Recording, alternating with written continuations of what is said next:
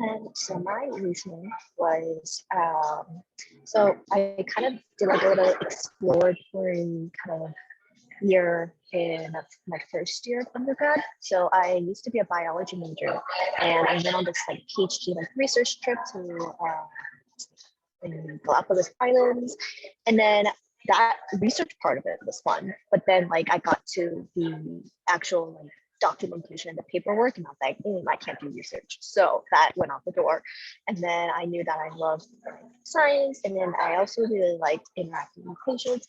And I think it was when I shadowed an OBGYN in Houston, Texas, actually, through a friend's dad. Like, I loved what he did, and I figured like that's what I want to do too. And so I kind of like shadowed more and more doctors and see if this was like the right path for me. And then eventually I kind of reasonably concluded that this is what I would want to do with my life.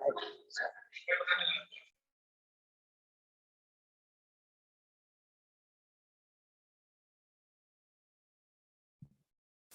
So I guess I would say like for me, I'm actually a non-traditional med student. So I was actually originally studying international business before I switched into a career in medicine.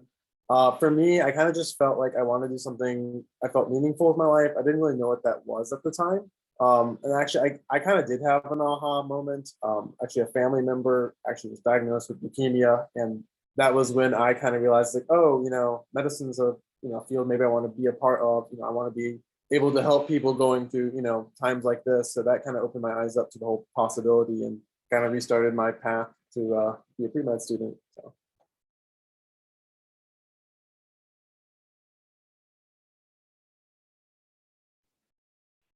I guess I can also share, kind of echoing what Jordan said. I was in a very similar situation where for whatever reason, as a child, I always wanted to be a doctor. But then once I got to college, to make sure, because obviously this is a very large commitment, I tried everything under the sun. Like if I had an interest in it, I would just sit in on a class. I sat in on like marketing classes and looked into what it would be like if I wanted to become an esthetician, or honestly, I applied for internships in the city to like make perfumes, and like literally anything that interested me, I would just sign up in. And then it just kept coming back to like, no, I love medicine. Oh, this is what I really want to do. Every time I tried something else that interested me, I kind of got led back. So that's what made me very confident in this very long, expensive journey.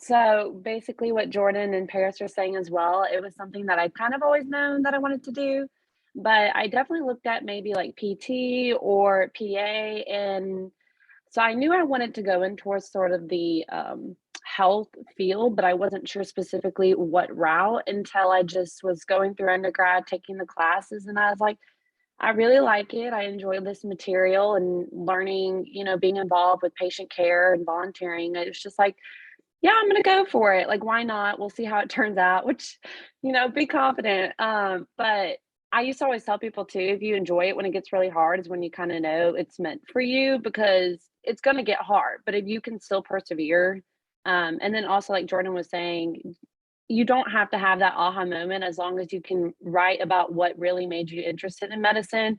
That's typically what they want for the application.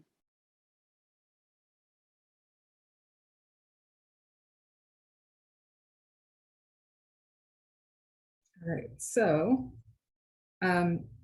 next I was going to ask, did anyone here take a gap year? And so I was going to ask. I took one, yeah. Oh, sorry. I think a couple of us did, yeah. So I was going to ask, because of that, what led you to that decision? What led you to decide that you wanted to take a gap year, and how long did you take that? So I actually really did not want to take a gap year. I just felt like, oh, this process is so long, I would rather get it over with, like be done earlier. But highly recommend taking a gap year. Like I really, really was against it. I took my MCAT early. I studied for the MCAT like during school, and I was like on track to not have to take a gap year. The way classes and everything was going to work out, I would be ready to apply. But I realized what kind of made me take it was that I hadn't been in my lab for very long by the time applications would have come around.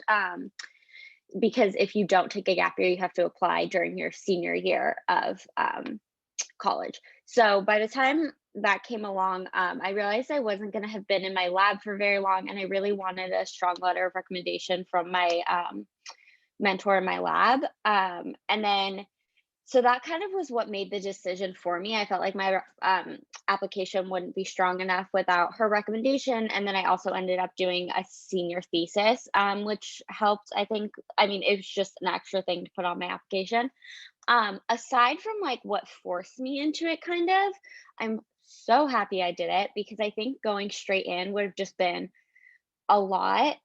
It was really nice I moved home for that year and I worked as a scribe, and I felt like that, which is like a pretty typical thing, I think.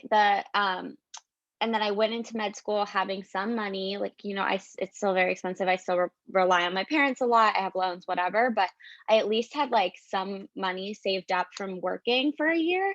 And then the other thing was, because I was a scribe, I went into medical school with like a lot of knowledge already.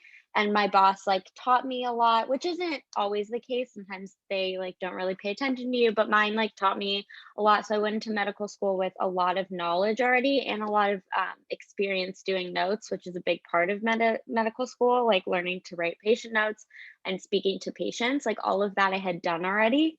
So I felt like that was really helpful. And it was just nice to have like a year at home. I mean, you don't have to live at home, you could do whatever, but yeah, it was nice to have the break. It was nice to use my senior year on my applications, because I think like your freshman year, you don't really know what you're doing. And then that leaves only 2 years of like real stuff on your application. So getting that extra year, I think, is helpful. It is very, very common to take a gap year. I think there are only like 3 or 4 people in my medical school class that didn't. So you will not be behind, in one of the youngest people in my class, still, like really one of the youngest. So I highly recommend taking at least one gap year. That's coming from someone who was like really, really against it. So. Yeah, I also took a gap year as well, and it was not like an intentional gap year.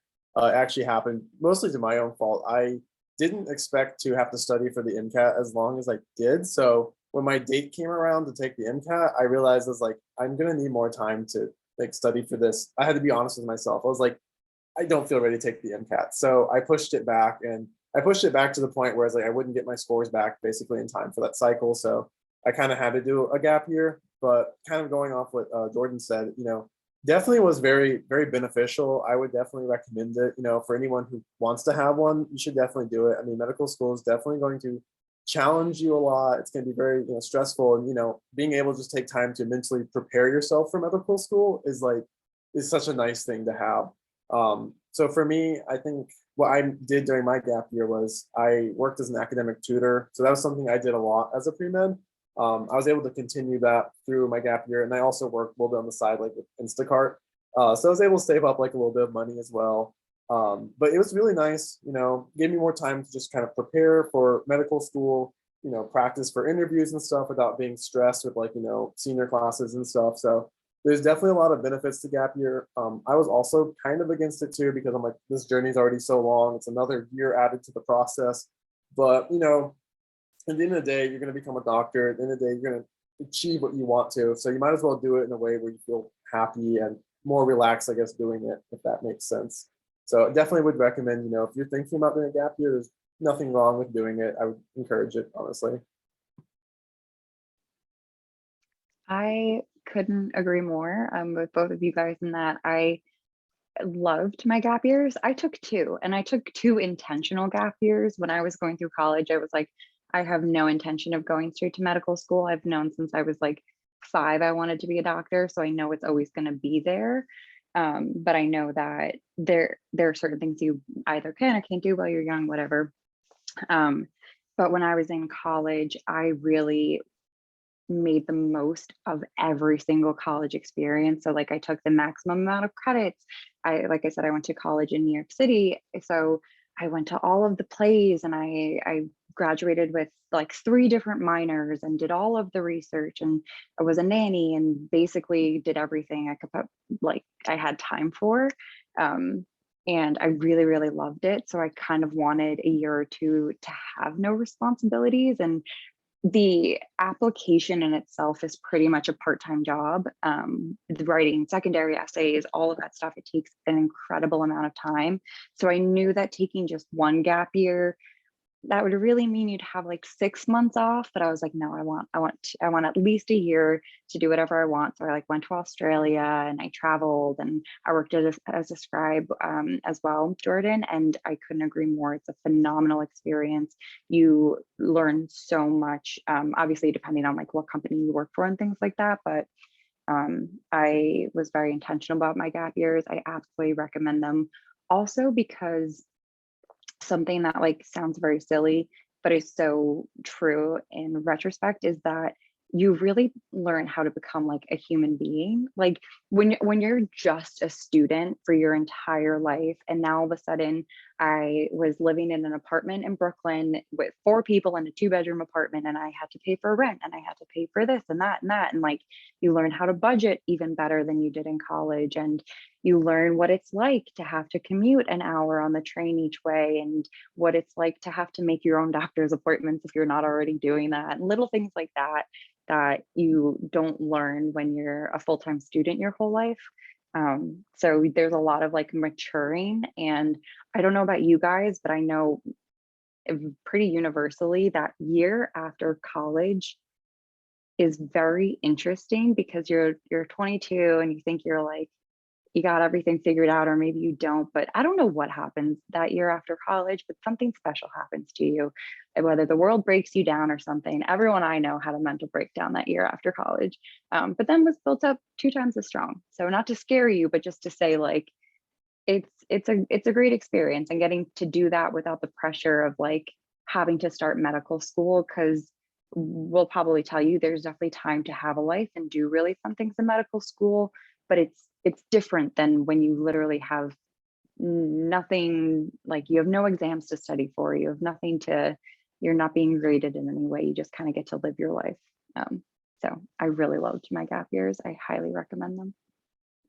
And just like off of that, my gap years were a little different since I like lived at home and I just like kind of felt like a transition period for me. But now that I'm in med school, I notice those things that you were talking about, like people our age are like living in apartments, they're learning to like adult, I say.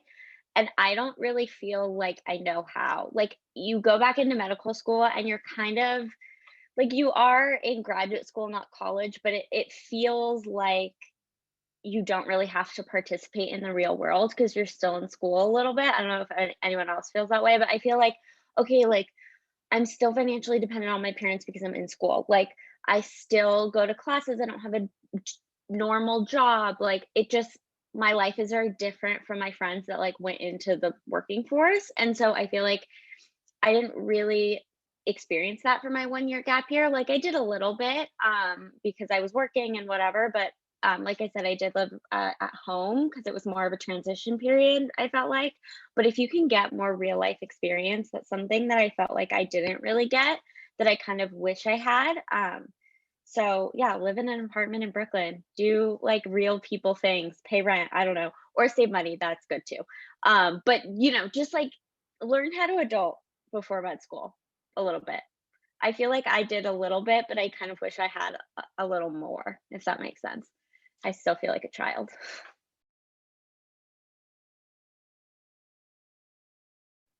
All right, so next I was going to ask, it was already mentioned, but the MCAT. In your preparation for that, like what did your study process look like? The length of time that you studied, maybe what you use, things like that. So the MCAT is kind of a beast, and you know, as pre-med students, it's one of those things that you kind of look into the future and you're like, oh, this is the mountain that I'm going to have to climb. But you know, every medical student on this panel has been able to climb it, and people do it every year, and you definitely can do it as well. My schedule was interesting, so I wanted to take it. I wanted to take it as early as possible, just in case if it didn't go ideal, I would have a chance to continue to prepare and then have another shot at it before the application cycle had ended. So What I did is I began at Thanksgiving, and I just kind of did like 6-hour days of just going through Kaplan text and just supplemental YouTube videos, Khan Academy, anything else that I just found like super helpful for the material I was covering at that point.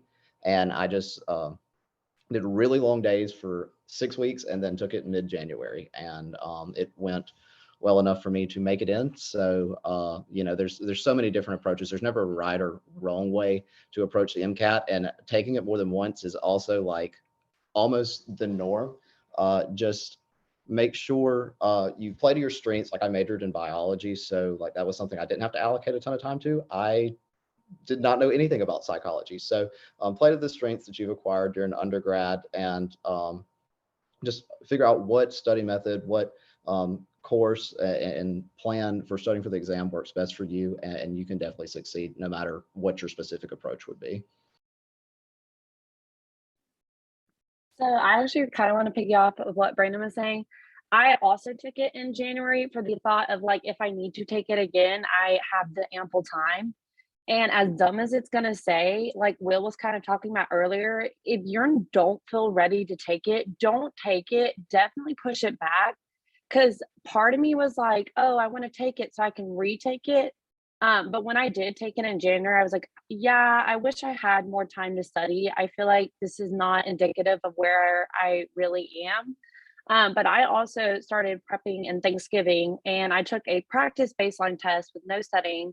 I was like, let's just see where we go from there. And I basically worked section by section. So whatever was my lowest score is like, okay, that's what I'm going to focus on first. And I also did not know much psychology at the time. So it was psychology. So I worked on that. And then at the end of each section, I took a practice test and I said, did my score improve in that one section I was studying in? And so it allows you the opportunity of like to check to make sure your studying is working, and then also see like, is my overall test score improving? And so I did enjoy that. It was very helpful, but like everyone says, I'm sure it's very personal. Just don't take it until you feel ready. And I will mention that personally for me, I felt like the biology section, there was a little more research to it than I anticipated. You have to know a decent bit of like research methods, terms, procedures, which that was something a little harder for me. And then don't underestimate the cars reading section, because you think, oh, reading comprehension, I've got it. But like, you'd be surprised that it can definitely take a hit on your score if you don't put in the effort a little bit to practice with that. But that's my little 2 cents there. Yeah, I agree. I think the cars section is the hardest section. So I know it seems like it won't be because you've been taking standardized tests for your entire life and it's, you know, similar, whatever. It is the hardest section. Practice it till the end of time. And it's going to be the most painful section to practice. And that just means you have to practice it more. I think that's just something I think people with MCAT studying don't do enough, is focusing on what is hard and what is uncomfortable. The MCAT will really teach you that you cannot spend time, or you should not spend time doing questions or doing content review that feels comfortable.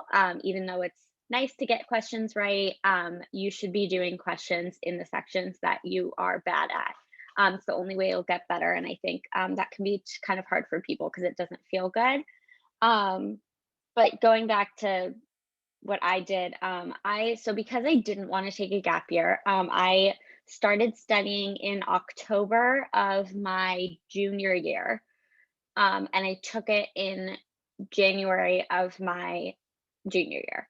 I always think the January test is the best one. I've thought about this a lot because it does give you the opportunity to take it again and still get your score before applications open.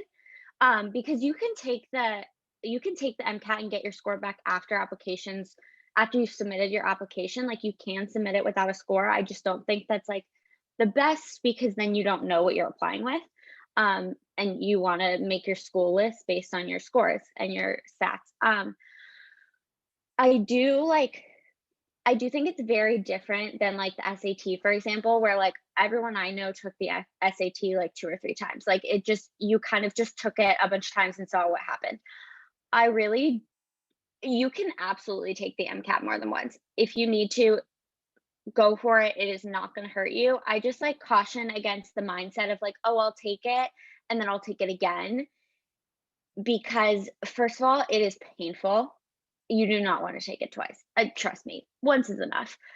It's expensive and like quite expensive. And I also just think if you can do your best on the first try, I just think that's like your best bet. So yeah, if you don't feel ready, push the test back. I totally agree with what everyone was saying before. But yeah, it's not the same as the SAT where like everyone takes it a bunch of times. I think it is best to shoot for once. If you have to take it again, like do not stress. Don't be like, oh my God, I'm never gonna get in or what. No, it's fine. But I wouldn't go into it with like I'm gonna take it twice. I would go into it with I'm gonna take it once, and if I have to take it twice, I will. So that's my biggest thing. And last, how I studied, I did a formal Kaplan course. It was an in-person course, and I highly recommend it with like any company. I mean, I loved the Kaplan one, but any company is fine. It was really nice for me because I'm a very anxious person, and so I wanted someone to like show me how to do it. Like I can study on my own, but I liked the idea of someone else being like, this is what's gonna work. So it is expensive, and that's obviously not great. But if you are the type of person that gets overwhelmed at the thought of making your own schedule, there are a bunch of different options for courses. Some of them are cheaper if you want to do like they give you like an example schedule, but it's more on your own time. There's online and there's in person. And I would just encourage you to find out what works best for you and go with that. Yeah, jumping off that. Oh, sorry, go ahead, Will. Oh, I was just gonna say, yeah, I would definitely not want to take the MCAT again. That was a very painful experience. Yeah, it's like 5.5 hours or something like that. It's way too long. But yeah, for me, one of the mistakes I think I made was I didn't give myself enough time to prepare for it. I thought I'd be ready for it, in like a few months' time. I was like, okay, I've taken pretty much all the prereq classes. That should prepare me for the MCAT, right? That was definitely not the case. What I realized is that the MCAT is like just completely different in the way it's like written, the way like the text is. They have you read like passages and stuff, and like when they ask questions, it's not like first order questions, it's like second or third order questions. So it's like you have to go into the passage, you have to like interpret it, then like read some data, and then like apply a concept. So it's not like, oh, I just know the mitochondria is the powerhouse of the cell, so therefore, I'm going to do great on the MCAT. It's kind of like you have to know that the mitochondria is the powerhouse of the cell, but then also be able to like, pick it out from like, some data or something like that. So I really think that to do well in MCAT, you got to do a lot of practice problems. And that was another mistake that I made, was I focused too much on like trying to do like content review as opposed to like doing the practice problems and then doing my content review based off of what I got wrong on the practice problems. As opposed, I kind of went through like, okay, I had the Princeton review book and I kind of went through, I was like, okay, I'm going to like study each section. And like, if I know everything, then like I should do good on the MCAT. And that totally was not like the case, as I quickly realized. And that's why I had to push it back. I was like, okay, like this score's, I needed it to be better than that. So I started to do just like a ton more practice problems, practice tests. And what I would basically do was I would do like a practice test. And then after I did the practice test, I'd say everything that I got wrong. And then I'd make like a list of everything I got wrong, everything that I felt was hard. Then I would specifically content review all that specific stuff. And I'd make sure like I mastered each of those topics. So like I would go through each specific topic. If one was like the Nernst equation from like physics or whatever, I'd go in and like learn how to do it. And then I'd like do practice problems. And then I'd check it off my list only when I felt like I was really sure that I had that like figured out. And then once I went through like everything on my list, I'd take like another big practice test per se. And I would also be doing practice questions at the same time while I was doing this. But I'd take like another big practice test. And then I'd say, like, what's my new like things that I still need to work on? And I did like a bunch of like practice tests over time. And that really helped my score jump up a lot. So I'd say like one of my biggest advice is like definitely like start sooner than later. And I would suggest like start with like a practice test if you can, just to kind of get a feel for what the MCAT is like, because you'll definitely be surprised that it's very different than like your regular college exam. And you might need more time to actually like prepare for it than you anticipated. So if you start a little bit earlier, you can kind of gauge like how much time, like how much studying you're going to need. That way you don't ever have to like push it back and stuff. So yeah, it's definitely a beast of an exam. I also agree that the cars section was just awful. That was like my worst section. I had a really hard time studying for the cars section. So definitely, you know, be prepared to put in time for that section because it's really hard to prepare for. I kind of feel like, but yeah, you know, if you put enough time into it and do enough practice problems, you can definitely, you know, do well in the MCAT. So. Yeah, I think over half of the, like, your score is going to be determined by how many practice questions you do, not how much content you review you do. Go light on the content review. The way Will prepared and did like the list is exactly how you should be doing it. You should only be content reviewing stuff you get wrong. And what else was I going to say? Yeah, I just think practice problems, and because it's just, can you take the test? It's not, do you know the material? Unfortunately, it's, can you take the test? It's a weird test and you have to get good at the style. This is the only way. Yeah, taking the test is like a skill in of itself. I think that's like a really good way of putting it. Also, Kayla, do you want us to answer these questions that are MCAT related in the chat, or do you want us to wait? I was actually going to have them, if they have the questions, they can put them in the chat, but we'll save them till the end for the Q&A. Okay, perfect. Just on the topic of practice questions, I want to say two quick things. One, I also did Kaplan, and my advice for the different practice tests is because I had the Kaplan course, I think they give you like 10 practice exams throughout it.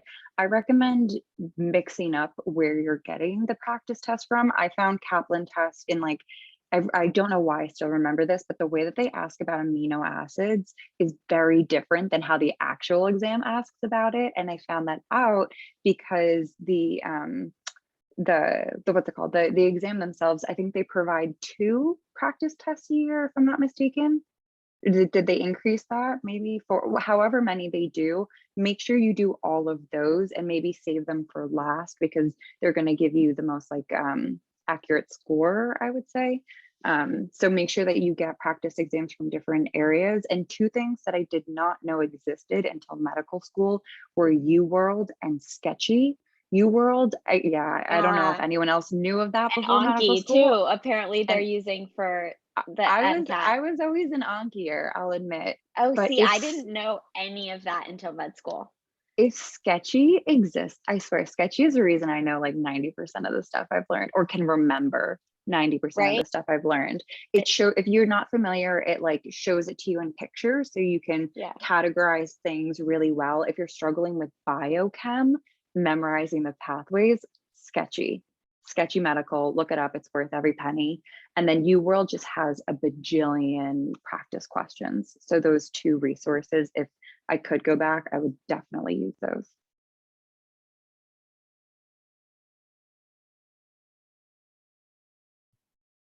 All right, so next I was going to ask about your interview experiences. You know, how did you go about preparing for the interview? And also, if anyone did have an experience with the multiple mini interview method that's becoming more popular, how did that go for you? So the school I go to does the multiple mini interviews, and I enjoyed that style of interview more than some of the others. So my application process, I did early decision. So it's an option where when you submit your application, you only submit to the school you're most interested in, and it gives them kind of like a list of people that would be willing to commit to them if they contingently accepted them now. So I only interviewed at one school, and it was with the multiple mini interview format. So if you're not familiar with that, what it is, so instead of being in a room and you just having like a person interview you for X amount of time, just one person, the way we did it was we have a simulated clinic at our medical school, and you kind of just traveled down the hallway in 10-minute increments and had different prompts to discuss with different facilitators. And I thought it gave an opportunity to, like, if you didn't do so hot in a room, it's like, all right, well, great, we got 10 more. So it's going to be fine. My preparation was, first of all, there are questions that you're going to have to know the answer to. You're going to have to know, like, why you want to go into medicine. You're going to have to know, what are some of your strengths and weaknesses. You're going to have some kind of definition to what leadership means to you, and some experience of maybe how you've displayed that. So what I did is I looked up general medical school interview questions on, like, Student Doctor Network. And you'll see a trend, like, you're going to be asked about why you want to be a doctor. So you have to have kind of a pseudo scripted answer for those super high yield questions.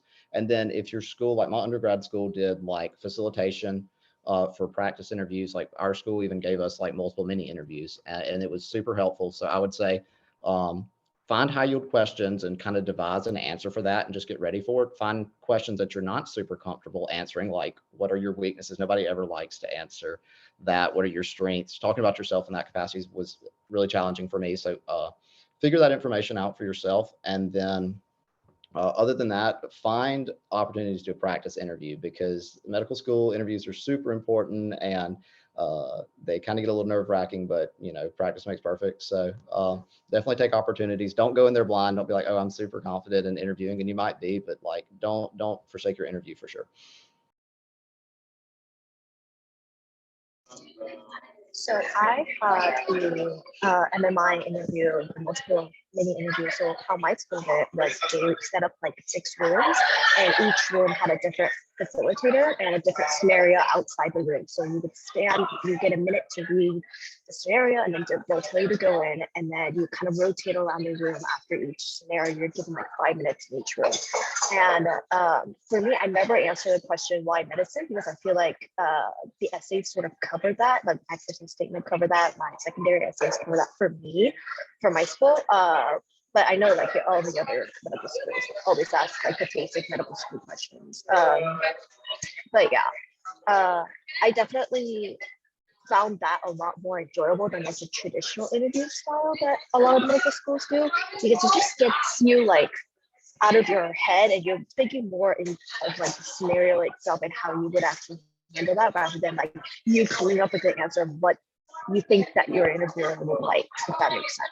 So I actually prefer that interview style, and my school had, like, my undergrad had like a program, I think it was like called Career Path Services or something like that, that provided MMI style interview practice questions for us. And so you might want to check with your undergrad, like, career services, to see if they offer that. And it was like offered to my school for free. So definitely check into that if you can. I also looked up like MMI style interviews on YouTube, and just to get like used to like answering questions on the spot, because I feel like that's the hardest part about MMI. Like, you have to think of the answer pretty quickly, rather than you having like a formulated answer. If that makes sense. So I was actually lucky enough, I guess, during my second year medical school, they let me serve as one of the MMI people to, like, I guess, interview like incoming medical students. So doing that, I kind of get to learn a little bit about the process. So it's actually kind of interesting the way, like, it works when you're, I guess, the ones who are grading, per se, the people who are applying. So the way we did it was, like, you'd actually put them on a scale of 1 to 10 based on, like, overall how you felt, and you, like, write some comments about them. You don't get much time with any individual, like, person. It's like, it's pretty quick. So you kind of have to you have to kind of feel them out pretty quickly, and, do your best to, I guess, judge this person in such a short time period. And for me, I found, like, what I did and some of the other people did is, you definitely, whether you want to or not, the people who come across like they have prepared more, that definitely, like, earns you a little bit more points, whether that's intentionally or not. Like, on my side, it seems like you're more prepared, you're more confident and stuff. It seems like you've taken this more seriously. So in general, the people who, like, probably practice their, like, answers and stuff, like, they already know, like, the answers to, like, almost any possible interview question. If you know, like, the answer to almost, like, any possible interview question, you can kind of, like, figure out, like, how to answer almost anything else. Like, oh, this is kind of like this answer, I prepared. It's like, why do you want to go into medicine? They could ask you, like, more specific things, like, why do you want to be, like, a doctor, like, what parts of being a doctor, and because you already know, like, the baseline answer of why you want to go into medicine. Like you can just like stem off of that.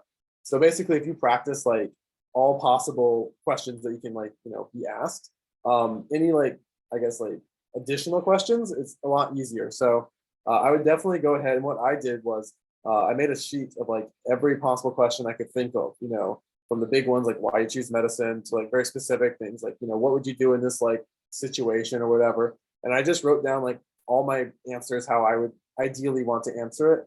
And I just like memorized it and I practiced them over and over again, where if someone asked me that, like I knew how to answer that, like without like a, hesitation or anything. And that just allows you, because it is your genuine answer, and it allows you to be able to come across more confidently during the interview. You're able to show your personality a bit more than if you're trying to remember, like, oh yeah, what was that thing I was supposed to like, say if they asked me this. So just definitely practice like, all the questions, practice knowing the answers to them to the point where it just feels completely natural. Then when it's time for like the MMI and stuff, like you got all that down. You just come in there, be polite, be cordial, definitely, as someone who's doing it, you notice those things. You can notice if someone was like nice to you, introduce themselves, like, hi, I'm this person, whatever, nice to meet you. And have a smile on your face. You don't want to, obviously you're stressed, like you get it. Like it's like the most important day of your life, basically. But if you just come in there, just smile, be friendly and stuff, it definitely goes a long way, because there's definitely applicants who came in there like really stressed and just like freaking out and stuff. And it's like, I understand like it's stressful and stuff, but being able to show that like you're calm kind of like under these circumstances definitely looks really good. So preparation goes like a really long way. And I just say like keep practicing until like you feel like that confident and that comfortable. It could take, like a ton of times, but if you do it, like when you actually get to the real thing, it's just going to feel like the same thing you've done many times up until that point. A really good resource to do that exact thing that Will's talking about is a book by the medical school headquarters, and it's called like it's the Pre-Med Playbook Guide to the Medical School Interview. And I don't know if you know what the medical school headquarters is. It's like an organized business that a doctor runs, and he does a whole lot of med school tips. But this book in particular is an entire book full of questions that they can ask you, both on one-to-one interviews and the multiple mini interview. So it's already made the list for you. And the really cool thing about it is he will go through examples of how people answered and what they did that worked really well and what they did that didn't work so well. And then he'll go through like a series that, because he does like one-on-one coaching, he did a series where he'll ask the question, they'll respond, he'll tell them what to maybe highlight or do a little bit differently. They'll do it again. And so in 3 different like sessions, you can see how their answers change and become a lot stronger. So it's just a phenomenal resource. And again, if you want to look for a list of questions that they have to ask you, wonderful. It's the Medical School Headquarters Guide to the Med School Interview, like something like that. And the second thing that sounds very silly to say, but when you're going into the interview, make sure you know your entire application like the back of your hand.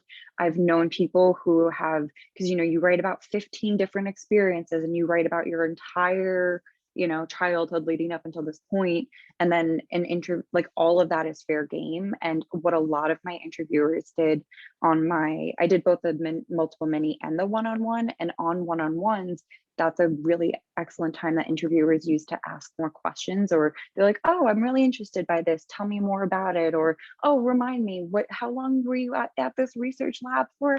I swear to God, I had someone ask me that, and I was like, because how they'll make you write the hours that you were there, and you have to calculate that, and that's a whole nother shebang. But don't get tripped up on questions like that where you kind of forgot what you wrote about it, or make sure you absolutely know your application. And then last, everyone covered a lot of stuff, but also have the answer to why our school for every school you interview at. And it cannot be like, oh, I like, your mission statement. You have to have specifics. Oh, I looked into your program and I really like this part of the curriculum. Oh, I looked into your program and I actually noticed that you have this club that I'm interested in, or this research thing that I'm interested in. I interviewed at a school I didn't even know what state it was in before I went.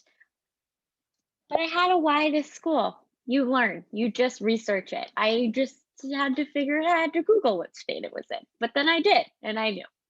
So know all of that information, like why this school, before you go to each school. One last thing, just like a semantic point, if you don't know yet, when you fill out your AMCAS application to submit to the med school and you know what schools you're interested in, look it up. Most of those schools will specify what type of interview they do. And so that's where you can figure out, okay, am I doing a one-on-one? Am I doing an MMI? Because like every school is very different. So you do have access to a lot of the schools of what type of enter they get, like they do. And so go ahead and look that up when you are filling out your application. And one last thing with the MMI is you definitely need to know about yourself, but they will give some questions that are scenario based, like, oh, you have a conflict with this coworker who can't work weekends. How would you go about handling it? So like make sure to go through some scenarios. Like it's important to know your application, know, things about yourself, but like be prepared to get like almost a what if question and how to answer that. Oh yeah, MMIs are mostly those. You will have stations about yourself, but they are mostly the scenarios. I think it's Davis. I think it's my school that does this. They do like a teamwork session, just to see like how you interact with others under time pressure, I guess. So those are the types of things that are probably in that book that Paris was talking about. Is he probably gives good answers to those. You can also find a list of questions on Reddit to practice, and then you can find like a step-by-step guide on how to answer that. Although this book sounds like a good investment, it's probably not that expensive, and he probably outlines exactly how you do it, because there is a very specific way that they want you to answer those what if questions. Just Yeah. one last thing. Talking about the teamwork one, that was one of the stations that I guess served on as like the person like observing them. My little tip for that one though, so what we had to do at our school was one person like drew a picture, like they had each other's like backs like face to each other, and one person drew a picture. Another person was like trying to like describe it. So it's like, okay, this is like a robot, like you have a square on top and like, like two eyes and stuff. And the other person was like trying to like, draw it to the best of their extent. But like so we had like two preceptors like grading them on this. And like what we really cared about was just like how they interacted. It was not like whether they did like a great drawing or like a bad drawing or anything like that. But you could definitely see some people getting like frustrated, kind of like, losing their cool a little bit. And like it was like those little things like kind of separated people in like at least that specific one was like the people who were like patient about it and like oh no, it's fine, like yeah, take your time, I totally understand. Like those people like definitely did well in those, and the people who were like that's fine, it's like get stressed and stuff, those like typically it was like rated a little bit lower. So like if you happen to go on this specific teamwork one, just know it's a lot more about your attitude than it is about like how well you actually do in accomplishing that task. It's a lot more about the communication that you have with the other person you're working with. Yeah, and just another note, I'm not sure which schools are going to be in person or virtual. So if they're still doing virtual ones, the classic little tips everyone will give you: make sure your Wi-Fi is good, your lighting is good, they can see you, there's nothing distracting in the background. I'm going to be going into residency virtual interviews, so I'll have a lot of the same tips. But just if they are still virtual, just keep those things in mind. Go to a library, ask your school if they have a room to use, make it as professional as you can in this little box. And a tip that they always tell us is to look at the camera, don't look at the person, because then it looks like I don't know if you could tell, it looks like now I'm making eye contact with you, whereas here I'm staring at myself. So Get a ring light. They make a big difference. Even when I'm on Zoom, like I turn off my overhead light and I use like backlighting behind my computer. I would need more for an actual interview because it's dark right now, but you should never have like harsh lighting like behind you. So get a ring light.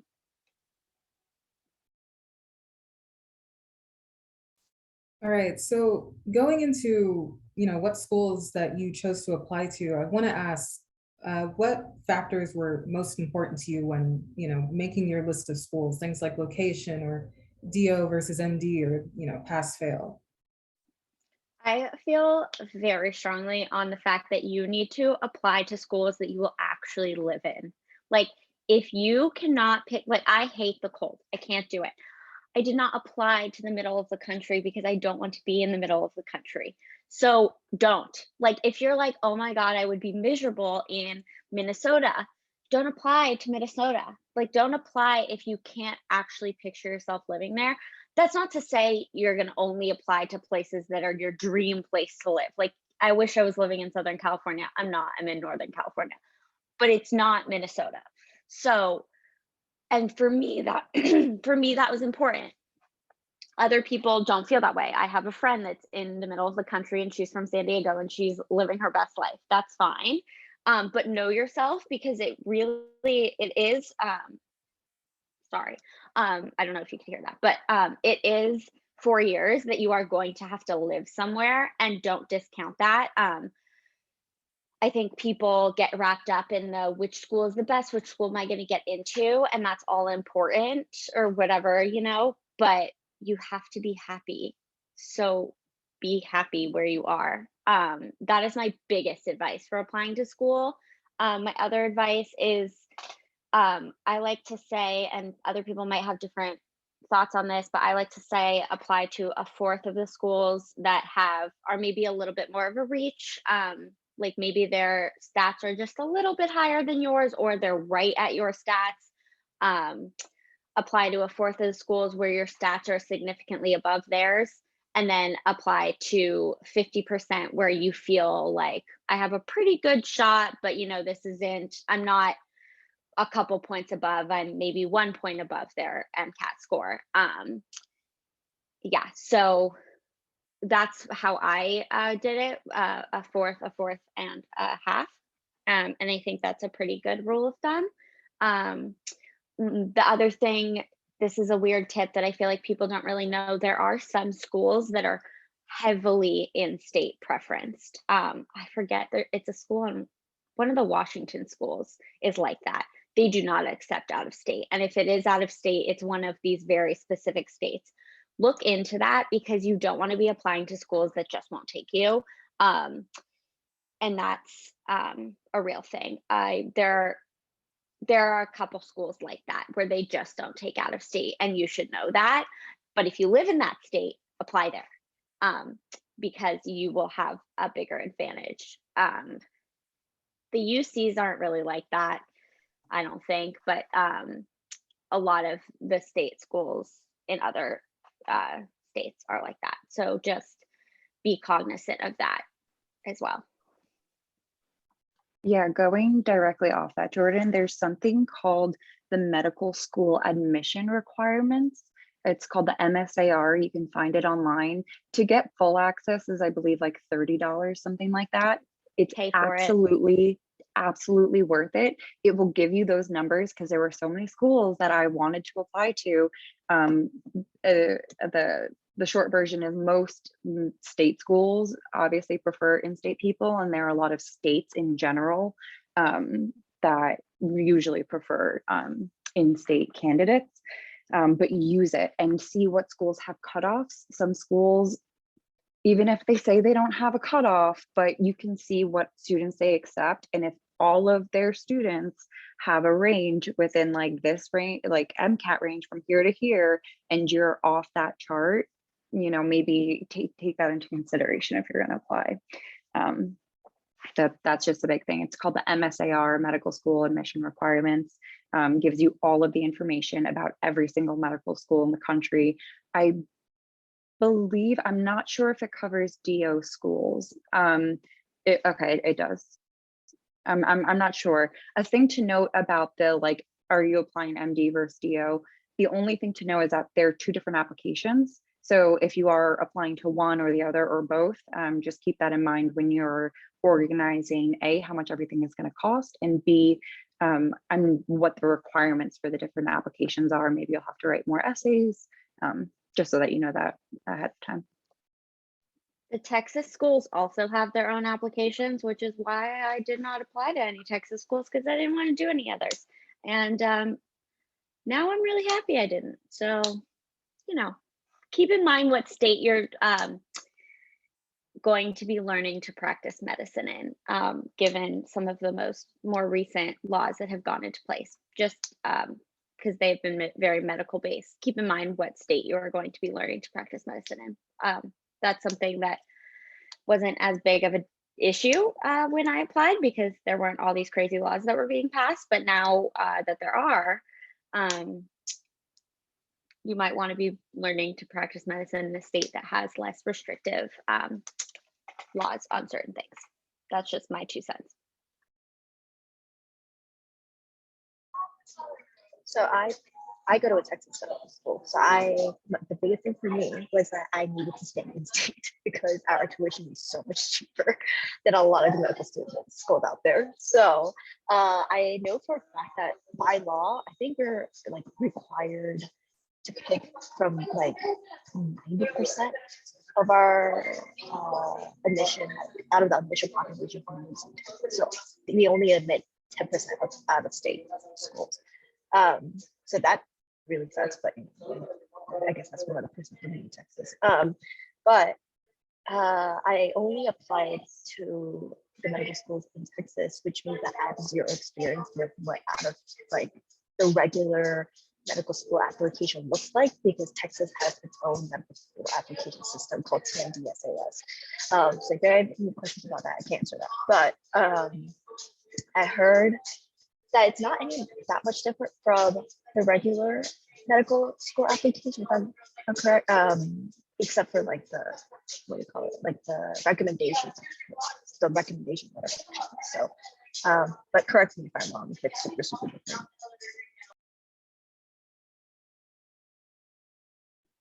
Going off of that, just because you recommended or mentioned recommendation letters, those will be different for different schools. So now that you're as pre-meds, it's a good thing to think about. You don't have to think about a lot of things from your applications just yet, but recommendations are a good thing to keep in mind, because you can ask for them way before you're applying, and you should ask for them before you're applying, because you'll have just taken those courses with the professors.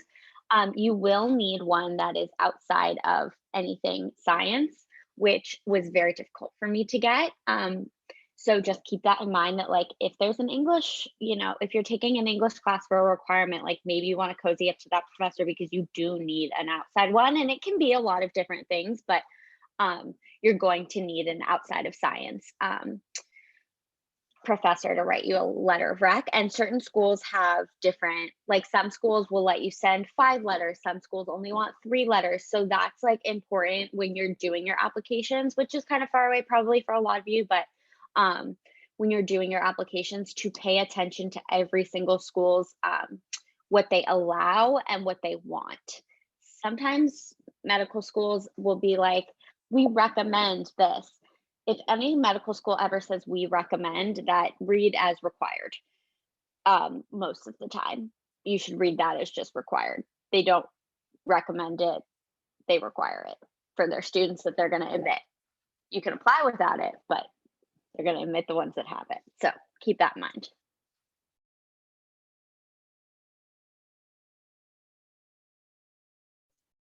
All right, so next I was going to ask, this goes into specifically your own respective schools, but how supported do you feel as a student, and are there any resources in place to help students to deal with the stresses of medical school and academics, or just as life comes up?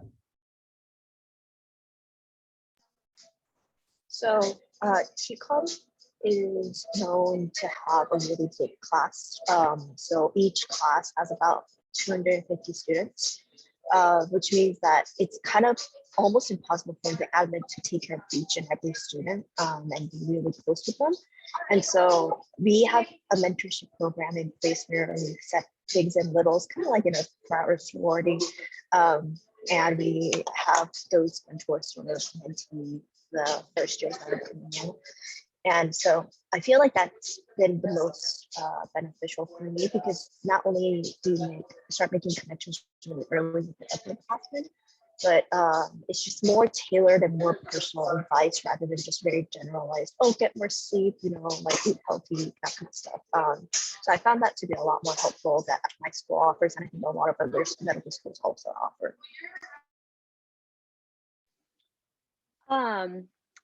I actually am having a lot of issues with my school in that regard.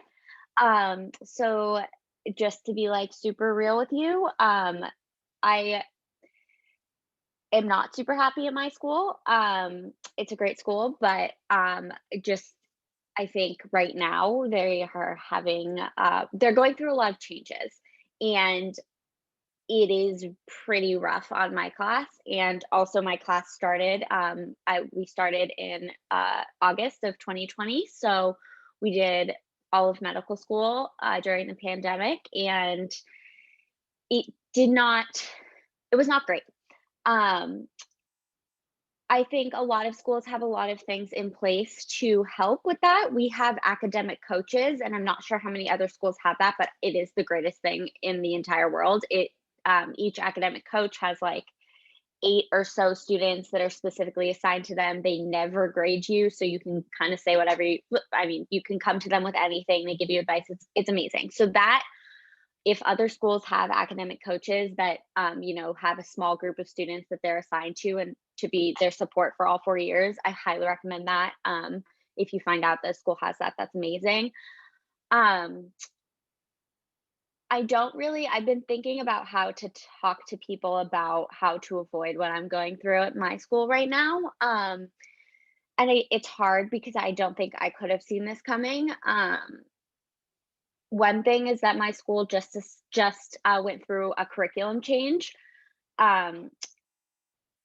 And I think that took away from my class because it was for the class after us. And I think that they were very focused on that. So I would just pay attention to if a school is about to go through a lot of change. Are they changing their curriculum in the next year? Are they changing their grading system in the next year? That's not great.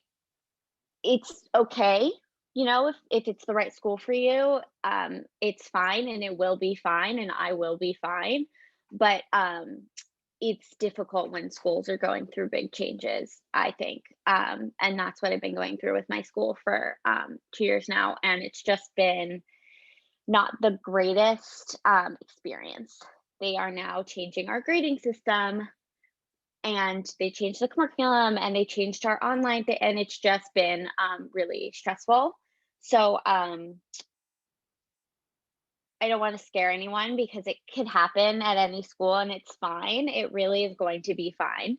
But if you happen to know that one of the schools that you got admitted to is about to go through a huge curriculum change and the other one isn't, keep it in mind. That is my advice to avoid, I guess, what I'm going through, although I don't know if I even could have seen this coming. So I don't know.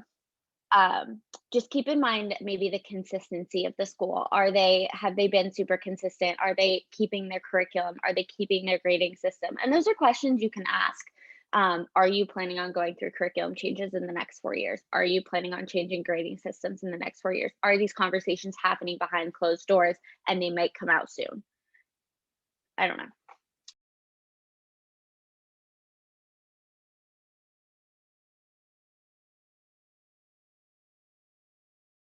All right, well, next I was going to ask, this probably applies to everyone, but what surprised you about the transition between undergrad and medical school, if there was anything? I'd say for me, it's probably just like the amount of time management I really had to like think about. Like in undergrad, like I kind of could just get away with, study, and obviously you study a lot as a pre-med. But I think like medical school is this is definitely like another level. At least for me, it was definitely like a level above, pre-med. And I guess having, developing good time management skills was something that kind of was hard for me at first. with lectures and stuff like that. And then like also like living my own place, I had to like, cook and do all that type of stuff, and you still want to go to the gym and things like that. So it's just, it becomes very overwhelming. So I think like for me, just figuring out like a schedule that kind of worked with me, where I still like kind of felt like a human being at the end of the day and not just like a study robot. I think that definitely took some time for me.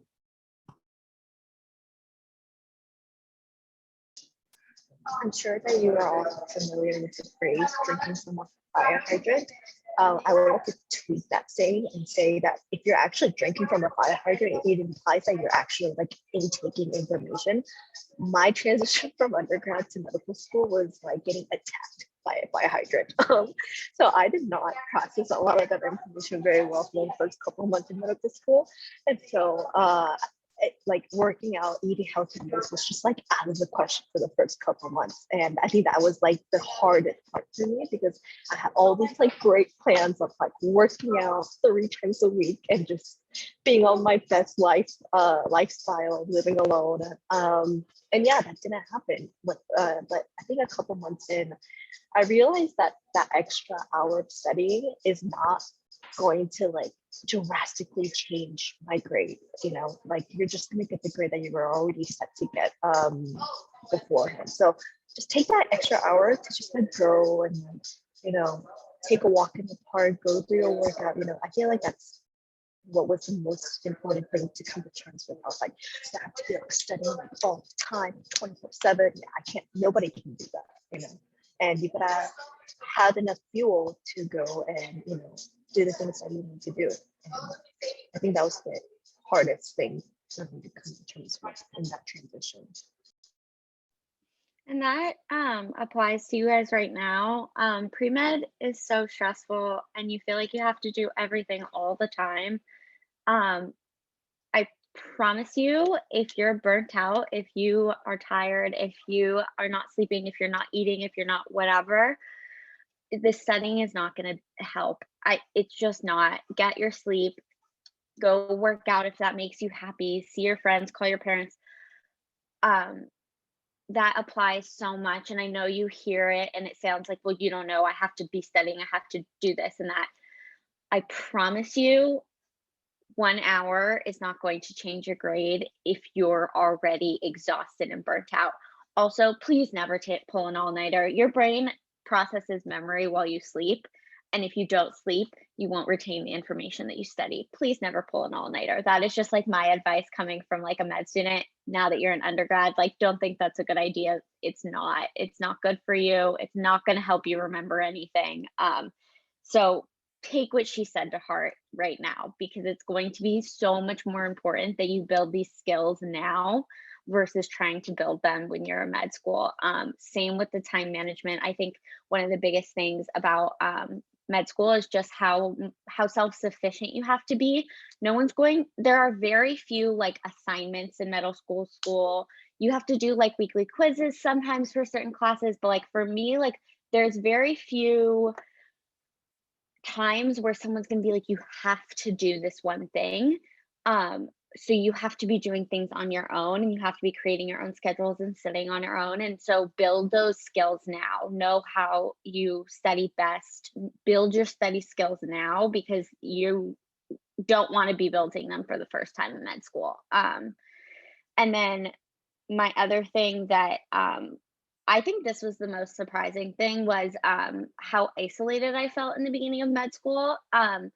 Granted, keep in mind that I started when the pandemic was absolutely at its height. So we really weren't allowed to, like, I did not meet most of my classmates until my second year of med school. Like we did not meet. So it was, and I'm hoping that that's going to be different going forward. I think it will, because we seem to be like a little bit better, but give yourself time to make friends. If you don't have like the best group of friends within the first month of med school, it's okay. Like it will happen for you. You will make friends in med school. You will be happy. Just give yourself some space it's a big life transition, and it's not the same as college because you don't have dorms, you don't have sororities, you don't have whatever. It takes some time, and it's okay. You will be happy, and you will make friends. It just takes some time, and just give yourself time for that, and don't be like, oh my God, what's wrong with me? I don't have friends. Like, no one does yet. It's okay. So that's just and that applies again to any life transition. Like, give yourself space to be unhappy for a little bit, to be uncomfortable for a little bit. It will get better, and it just takes time.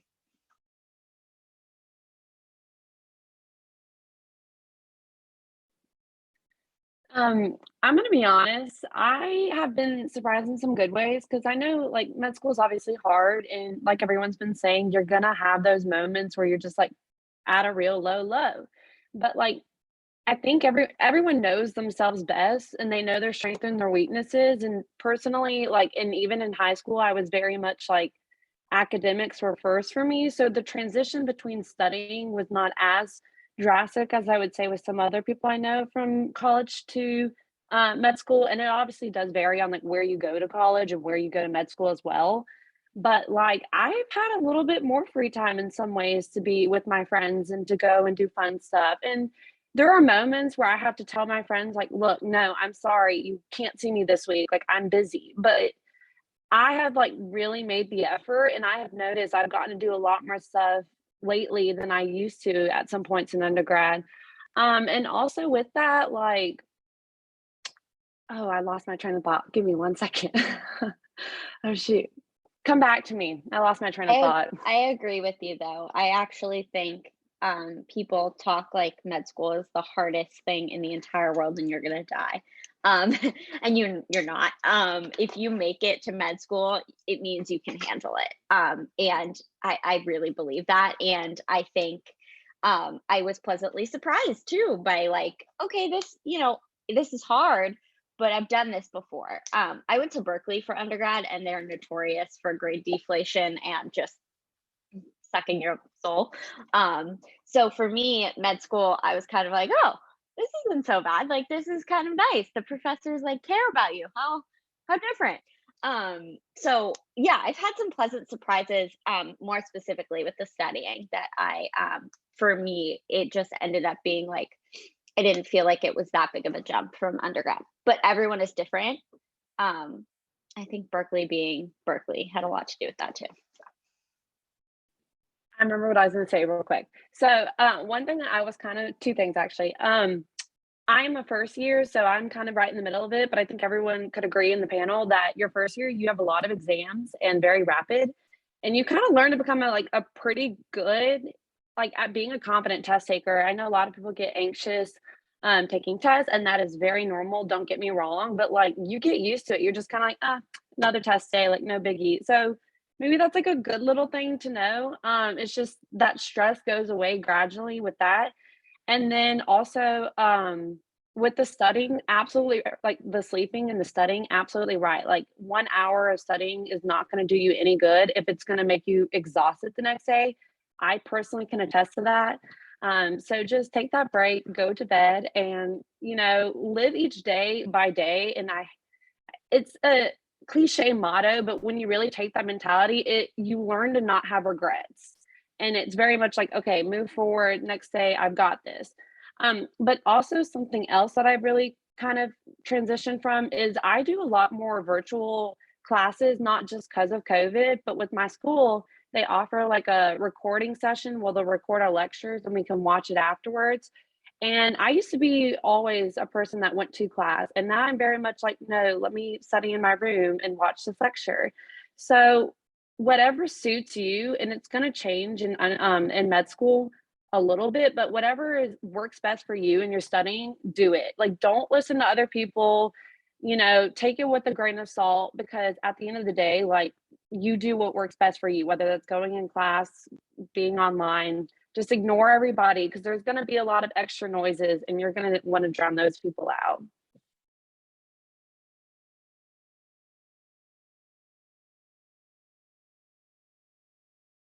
All right, next up, I was going to ask, you guys are all in, different areas of your medical school journey, but I was going to ask whether you've already done it or whether you're on the way to doing it.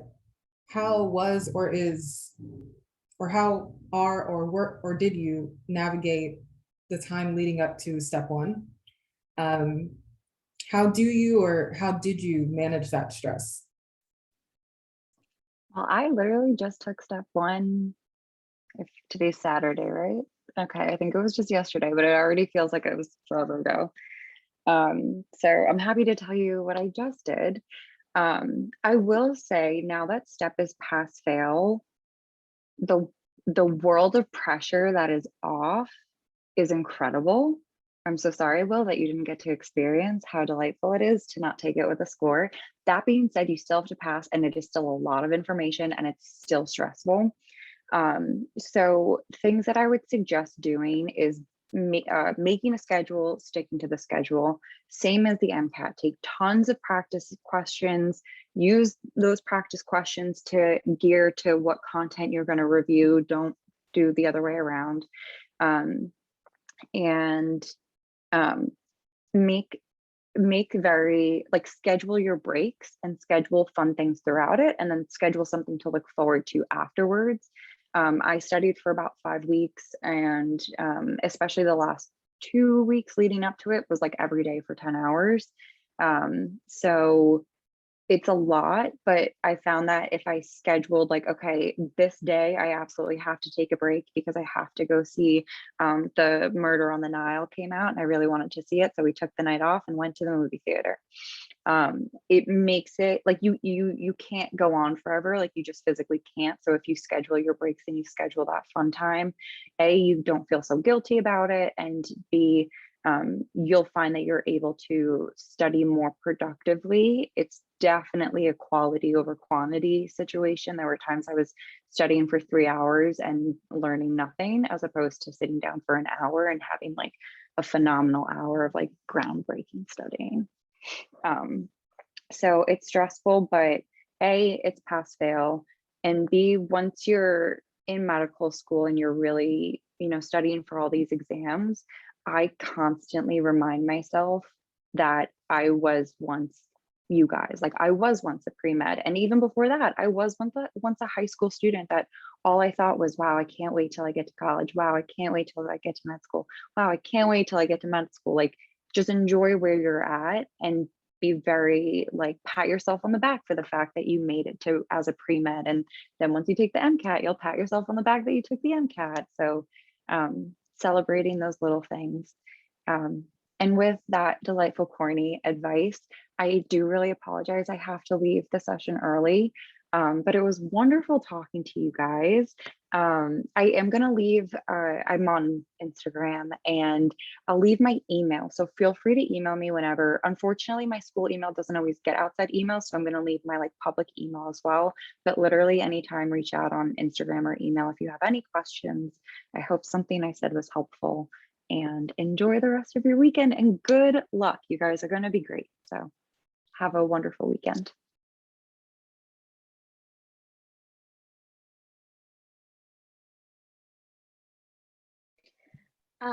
I am currently studying for STEP. I take it April 4th. With it being pass fail, it's a very different experience, I think, than it used to be. It also depends on, I mean, this is also in the future, but it's kind of similar to the MCAT, I guess, but it depends on where you start out. I was very lucky in that I passed our practice test in December. So, and I am passing practice tests now. So that puts me in a very good spot for April 4th. So I am studying every day, but I would say I'm not doing the best at it. I am a little bit unproductive, but with that, with it being pass fail, and this is something that you will learn hopefully before med school, if not during med school, is to give yourself grace when you're studying, because it can't always be the most productive. You can't always be 100%. And if you scroll on TikTok for an hour one day, like it is what it is, like you can do your best. And I need to be better about putting my phone away and doing certain things that will make me more productive. But I'm also trying to remember that it's pass fail, and it doesn't matter how high I get. I'm using this time to do my best to solidify my knowledge for clerkships that are coming up. I'm doing my best to create a good foundation for step 2, which is at the end of 3rd year. That's going to be very important for our applications, and I'm trying to learn to learn. And again, I am in a different spot than some people are because I passed that first practice exam, so I get to be a little bit more lax. Yeah, so everyone goes into it in a different spot, and that's okay. I think there are things you can do during med school to put yourself in a good position for step before it even happens, but it is okay no matter where you enter dedicated. We get a dedicated study time, and that's what I'm in. So like, I'm not in school right now, I'm just studying. And everyone enters that in kind of a different spot, and that is 100% okay. Just like everyone is going to start with that initial MCAT score that is very different. It doesn't mean you're not going to do as well as the next person. It just means you're starting at a different point, and that's totally fine. Yeah, so that's kind of been my experience. I'm only 2 weeks into my studying, and I have 3-ish weeks left. So, I don't know. It's been fine, but that's because it's pass fail. So I am also in the middle of my preparation for STEP. One of the things that I found interesting about STEP preparation as compared to preparation for the MCAT is there seems to be kind of a consensus about what material has like super high efficacy for STEP. There's everyone kind of just seems to figure out whatever works best for them for the MCAT. You might do Princeton, you might do Kaplan, you might do Khan Academy online, you might do UWorld. Every person buys the same books, at least for the medical schools that I'm familiar with and the students I've interacted with. So one of the biggest components of your STEP exam is going to be pathology. Yeah. So everyone is going to buy first aid. Everyone's going to buy first aid. Like the day you start medical school, buy first aid. And it's literally just like really to the point, high yield, like it's not just paragraphs and book, like it's not just a book, it's high yield, what you need to look at. You can read through it super quick. So first aid is a must. So you will use that for STEP, and then you also use it at the beginning of medical school through all your classes. So like definitely invest in first aid. It's one of the best $50 investments you can ever make. Makes a great Christmas present from like an aunt or something. And then I will say really quickly, you might get it from your school. So just like wait a little bit and see if you're going to get it from your school. But other than that, yes, you need it. Yeah. So Patholma is another resource. So pathology is the highest yield amount of content on the STEP exam. So Patholma, some guy just decided to make the best book ever. It's super easy to read. Everything's super high yield. It comes with like supplementary videos. They're only like an hour and a half long per chapter. And so you can just put it on like 2 times speed and go through like a whole chapter a day is what I've been doing. And then UWorld for step 1 is like unmatched. And the QBank is incredible. It's humbling because you'll be like, oh, I definitely know this, but all their questions are like tertiary, which isn't necessarily what the MBME questions are like. But it really gets you thinking. They have all kind of like integrated flashcards and notebooks and things like that. But for step 1 prep, all of the material is super well documented what's high efficacy. And so just, ask people what's been successful for them. It will probably be some combination of those 3 resources plus Sketchy. But now that it's pass fail, if you utilize those resources to your fullest potential, there's no reason that you should not be able to accomplish your goals with the exam. Yeah, so I was, I guess, I kind of feel old right now. I was one of the people who took step 1 before, I guess, the pass fail started. So for me, step 1 was just kind of like a nightmare of an exam. I mean, it still is a nightmare of an exam to take. It's like 8 hours long. And it's just, a lot of information. It's just a ton of information. Yeah, just as Brandon was saying, there definitely does seem to be a consensus about like, what is the best thing to use to prep.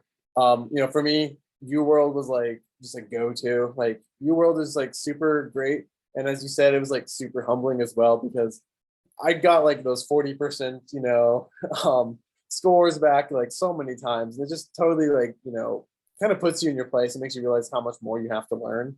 But yeah, I think, what everyone's been saying is that, take it one day at a time, give yourself some leniency, don't be so hard on yourself. Some days you're not going to be, super productive.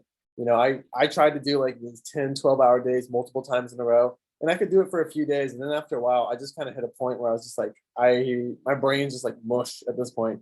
And you just need to give yourself like, away time and take care of your mental health, because if you don't take care of your mental health, it's going to definitely come back and like haunt you. It's definitely going to make all your future studying way harder. So taking the time to like, maintain your mental well-being, maintain your sleep, maintain like a decent human, like, life, I guess, like situation will definitely go so far to like helping you be successful, not just for step one, not just for step two or step three, the infinite amount of exams that we have to take, but just in general for like all pre-med, all med school, taking care of your own like health, your own mental health, having hobbies, having, somewhat of a life outside of being a pre-med or being a med student is so essential to your life as a pre-med and as a med student, if that makes sense. Like by being able to find who you are outside of it, like it gives you a break from that, and then you can be your best when you are in it.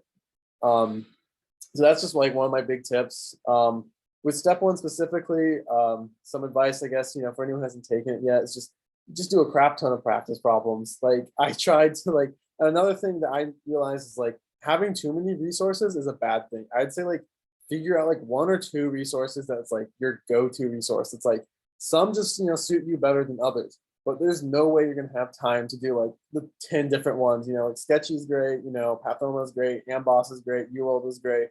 There's even like osmosis and stuff where like there's just an infinite amount of like, resources that you can use that all kind of cover the same material. And there's so much material, you really only have time to like pick like one plus like UWorld, because you ideally want to go through like UWorld at least like one time, if not more. Basically, the more reps you get doing like practice problems and knowing how to, I guess, like analyze like your wrong answers and like kind of analyze like why this answer should have been right, or under what situation would, answer B be right instead of answer C. If you're able to do that, like make the most out of your time studying the practice problems and like why one's right and one's wrong, that's way more effective in my opinion than just like the content review of like all these other resources. So just like pick one resource in like your UWorld and just like grind UWorld. You'll definitely get through step one. Then you got step two to look forward to. I will say, for all the med students and stuff here, step two is in some ways worse, but on a lot of ways it's better, just because it's like it's a lot more like information that is enjoyable to study in a sense, because it's like practical for the most part, where it's not just like random, factoids and stuff about like, microbiology or something. But yeah, definitely, if you do a lot of UWorld, that's going to be like your key for doing well in this. And just, take time to take care of yourself. I think that's like the biggest thing I can say. Like, I'm almost finishing med school now, and one thing I wish that I really did was like not like, or I would say like prioritizing my own like mental health and my own like well-being much more than I did, because I thought I just have to grind and I'll do well in med school, but I just burnt out. And then I realized I was like, I should have just took that like hour before earlier while I had the chance to go to the gym, do something, watch Netflix or whatever, before I hit a point of just complete burnout. And then trying to recover from a burnout is like way worse than it is if you just put in like a little bit of time to self-care, so you never hit that point in the first place.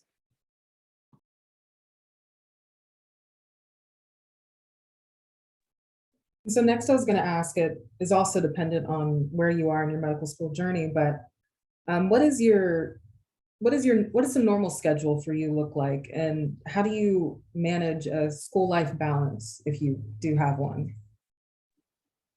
You should So, absolutely have go one. You can go ahead, Brandon. Okay, well, I was just going to talk about, so everyone's medical school is different. And so like what your obligations are kind of based off of what they require. So like the school that me and Alexis go to, we have, mandatory classes that require our attendance, and that probably occurs a little bit more frequently your first year than your second year. For me, I find it more high yield for just where we're at.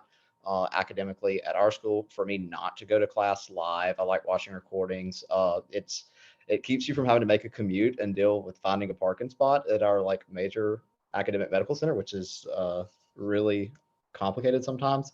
So my day-to-day schedule is a little atypical. And so a lot of people think medical school, they approach it like a 9 to 5 job. Me, I am not that way at all. I wake up at noon every day. I stay up till like 3 a.m. I study from maybe on hard study days, like 9 to 3 a.m.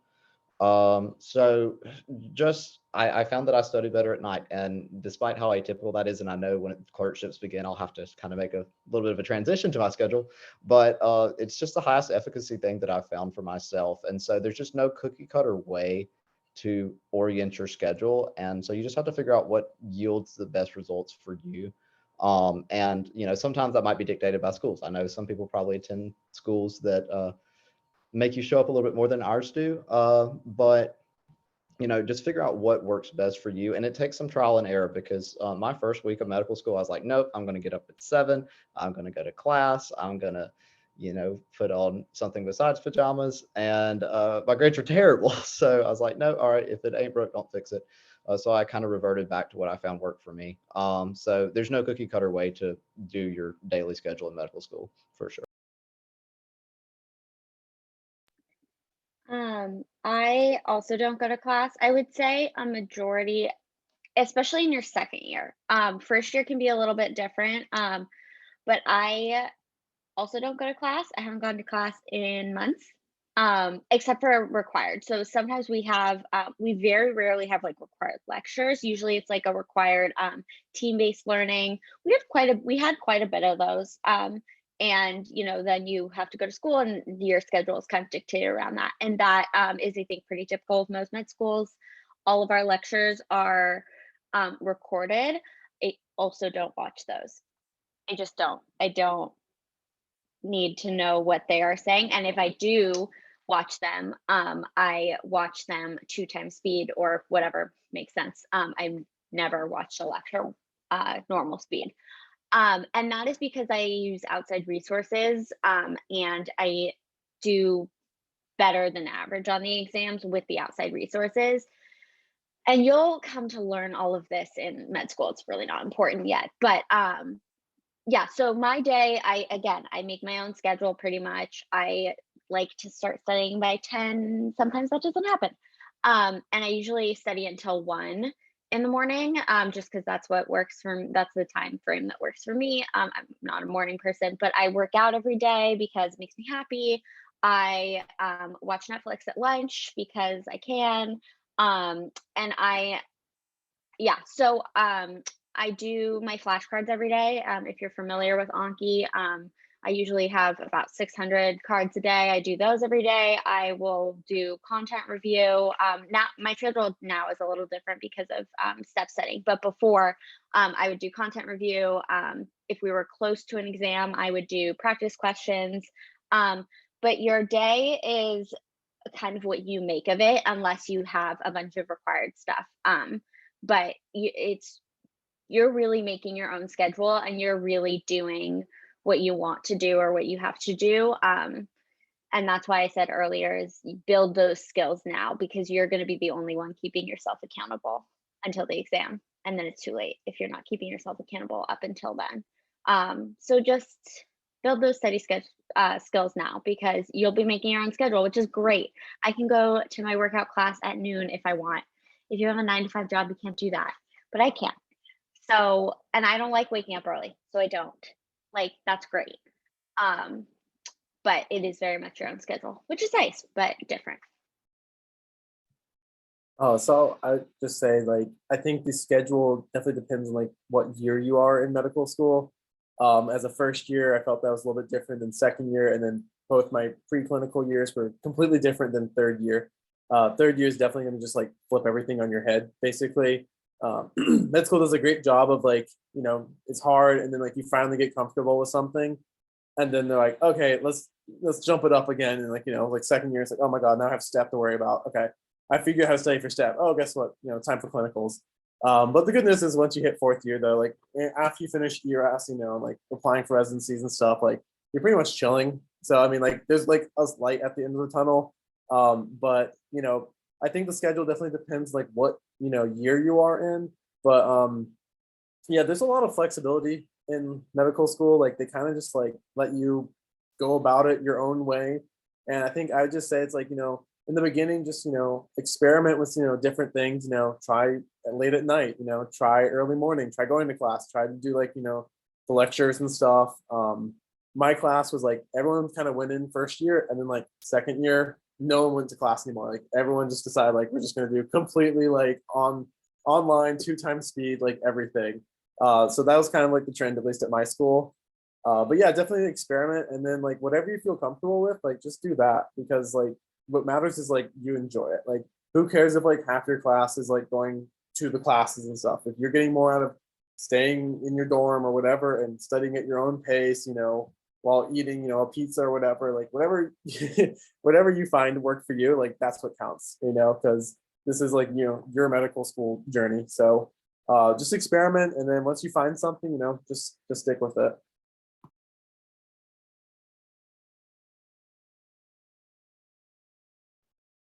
All right, so the last topic I wanted to cover was about how the pandemic may have affected your medical school experience. Jordan kind of talked about it, but I just wanted to ask, you know, how did whether you were already in medical school or not, how did your classroom experience change? Or if you weren't there yet, how did your preparation for applying in terms of volunteering or shadowing or whatever else, how did the pandemic affect that? Um, I can just start. I think my experience will not be the same experience that anyone else will have down the line, which is good. I started in 2020, so I started fully online, nothing in person, zero in person. We were at the height of the pandemic and we didn't meet our classmates, we couldn't do anything. And it was a rough time, to say the least. I don't know if any other like second years feel that. It was rough and it was not ideal. Going forward, so I've done a lot of my medical education online, because all of it has been during COVID. Which when you are picking schools, that could be a good question to ask the students, not the administrator. Ask the students how they felt that their school handled COVID. Did they handle it well? Some schools did a great job. Did they handle it poorly? Some schools didn't do that great of a job. That's a good indicator of how they will handle things in the future, how they'll handle change in the future. I think is a great way to like gauge how the students felt that their school supported them during that time. We got a lot of opportunities taken away from us, which was hard, and what I'm sure you're experiencing now, because honestly, if I had to prepare to apply during COVID, it would have been really scary. And so I just want to say that like we feel for you and the schools will understand. So I've had a lot of people reach out to me and be like, I don't have as much shadowing. I planned on doing it during this time and now no one's letting shadowing happen. You're not alone. Every person applying to medical school has those 2 years of like a gap, because what were you supposed to do? You were stuck at home. No doctor's office is letting a pre-med shadow during COVID. You know, research labs were shut down, all these things. So I would just my advice is like, it's okay. You do your best, and know that everyone is going to have a gap in their application. It is going to be a very different application year, just like last year was a very different application year. And that's going to be moving forward. Everyone is going to have a 2020 to 2022 gap in their application. And you did the best you could. Just pick it up now and it's okay. Yeah, I think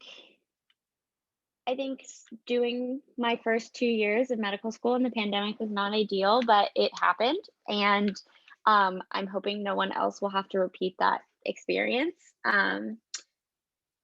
Yeah, so if anyone has any like specific questions, you can ask me, or any of the other second years. I think it affected the people that were third years in 2020 a lot. I think it affected, probably Will has some interesting insight into it with his year. So it affected every year differently. I don't know that any of us had it good, but every year was affected a little bit differently. And I'm hoping none of you have to experience it. Yeah, so I'm a second year who got into medical school in 2020. It wasn't entirely virtual for us because we still had like OMM labs and which is specific to a data school, and also anatomy lab, but all of our labs were cut to like 1 hour each, and also we were required to wear like N95 masks with the face shield, and we were just like, and like usually we would have 5 people to an anatomy tank. We had 2 to 3, and they're all like spaced out. And so it was really a lot more different. But besides the labs, everything else was virtual. I will say though, because I'm a homebody, so I hate like having to take the test and the quizzes in person now. That's the only thing that I hate about it. I just like waking up in my pajamas and taking the test with like zero commuting, anything like that. But the whole aspect of like classmates and like you guys sort of going through the same experience together was very much missing, that I didn't experience until I think it was into our second year, in the beginning of the year. Our school loosened up relatively faster just because Texas loosened up its mask mandate a little bit earlier. And so, yeah, but a lot of us still wear masks now. It's voluntary, but we still recognize that there are people with classmates with kids who are immunocompromised. So it's just something that we all sort of take into mind and we all consider about still. But we are at full like school, like back in school capacity now. There are downsides and upsides to that, but I would much rather have like the in-person experience. I wish that none of you will have to go through that either. The volunteer opportunities are a lot more loose now. But in terms of pre-med volunteering, I would suggest that maybe looking into like one of those day in a life videos. There's a lot of those on YouTube now that kind of gives you an idea what a doctor's life looks like. I know it's not exactly the same, but it just gives you a basic idea.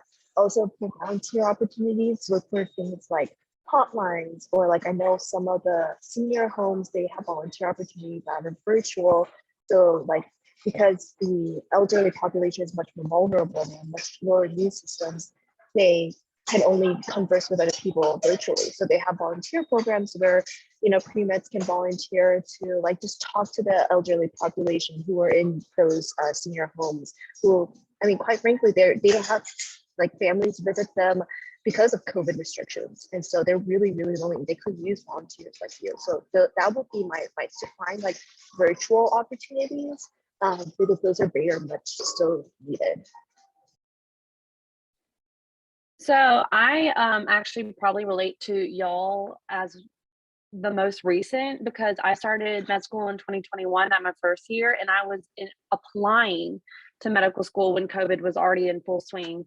And so I'm going to be honest, I was kind of doing what Jordan was saying earlier. Like, I had the anticipation of getting most of my shadowing hours kind of end of the spring, summertime, as I was in the middle of applying, because you can still have it on your application in time, because I submitted my application at the end of August or mid-August going into my senior year, which is around typical. It's a little earlier in the timeline, but personal preference. But I did not have a lot of shadowing hours, and thankfully most of the schools were very understanding. They were well aware that even if you tried, they're going to tell you no. And believe me, I probably sent well over 50 emails, looked into well over 50 like I scoured and tried to get some. And with that, as long as you're being proactive about still seeking those opportunities, I think that's what matters, because schools will definitely see that. And they will ask you, a lot of schools will ask you how you were personally impacted with your application process in COVID. That was something that my school asked. And it was actually an essay question for our secondary application. And I told them, I said, I had the full anticipation of shadowing during these times. I didn't get to, but like I was still constantly looking at places. And I actually got a job as an ER tech right as I was submitting my application. And so I didn't get to put it on my application for my primary, but I got to talk about it my secondary. So like, keep taking advantage and like looking into your resources. And thankfully with my school now, and I don't know, I can't say for other schools, but I feel like it's we're transitioning more back to the normal of how it was prior to COVID. So I would say things are starting to open up a little bit more at this point. Maybe that's just personally where we're at, but also I interviewed online because, so I don't know if anyone else interviewed online, and it was good and bad. I personally am a very social person. I don't get super nervous in interviews, so I was okay with being in person, but there was comfort to like being in my own little chair. And the beauty is I didn't have to walk from room to room, because I feel like that would have made me nervous, rather than just like me sitting in one spot and then just waiting for them to move virtually to the next room. So I don't know how any schools are doing it now at this point, but I do have an online interview experience if anyone is interested in that. But seems like we're switching back to more how it was prior to COVID. So hopefully all is well with that. Yeah, I think our school is still interviewing virtually, but we're almost all normal class-wise now, even in California, which California like took the longest, I think one of the longest to get back. Yeah, so hopefully you guys will have it normal. I don't know how far everyone is from going into medical school actually, but hopefully you guys will have it normal, and that's good.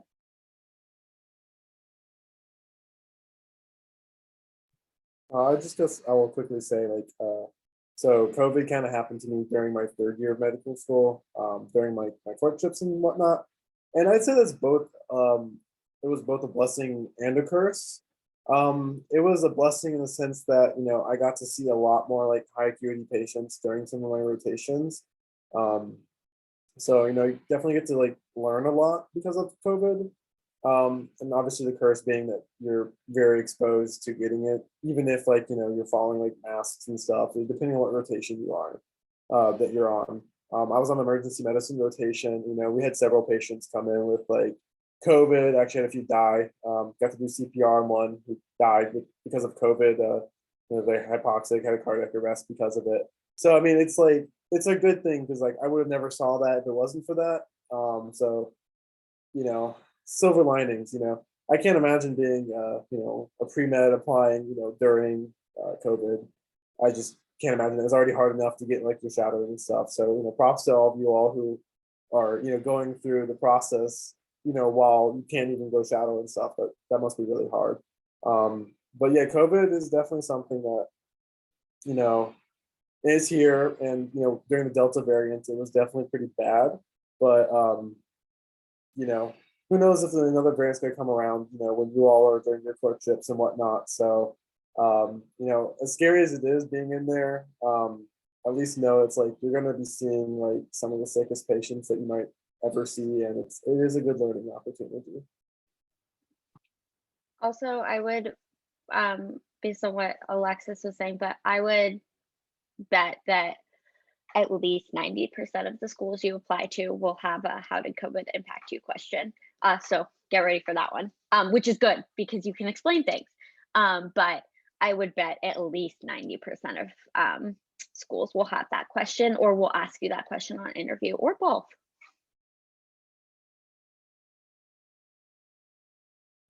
All right, so that was the last topic, but I did want to get to a few of the questions that we had come in.